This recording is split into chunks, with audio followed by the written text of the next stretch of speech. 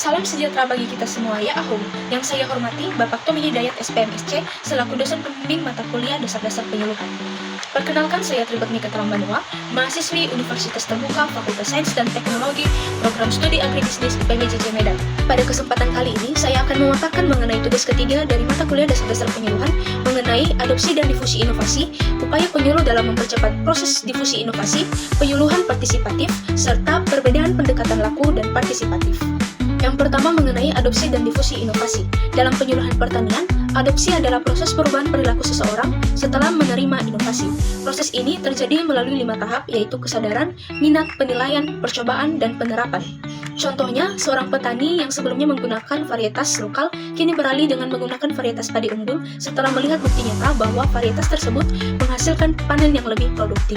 Nah, setelah seseorang mengadopsi, muncullah proses kedua, yaitu difusi inovasi.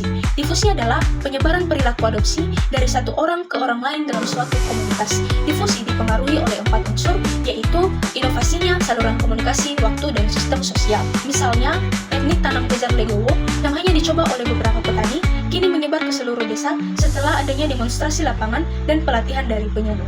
2. Upaya penyuluh dalam mempercepat proses difusi inovasi. Supaya inovasi cepat menyebar, penyuluh mempunyai peran strategis antara lain 1.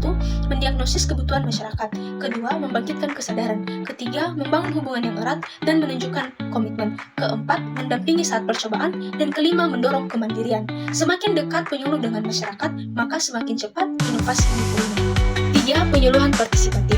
Penyuluhan disebut partisipatif ketika petani tidak hanya menjadi pendengar, melainkan ikut terlibat dalam semua tahap, mulai dari identifikasi masalah, perencanaan, pelaksanaan, sampai evaluasi.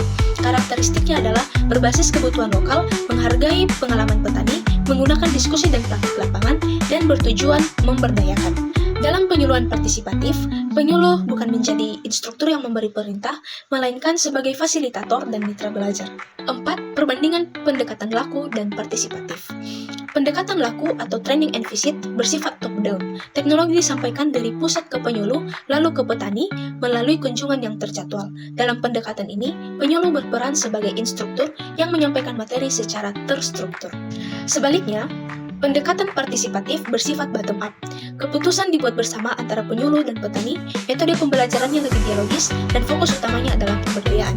Dalam pendekatan ini, penyuluh berperan sebagai pendamping yang memfasilitasi proses perubahan di masyarakat. Jadi, inovasi pertanian bukan hanya soal teknologi, melainkan bagaimana ia diterima, disebarkan, dan dimiliki oleh masyarakat. Dengan pendekatan yang tepat, petani bukan hanya sebagai pengguna, melainkan bagian dari pelaku perubahan. Demikian pemaparan saya terkait dengan tugas ketiga dari mata kuliah Dasar-Dasar Penyuluhan.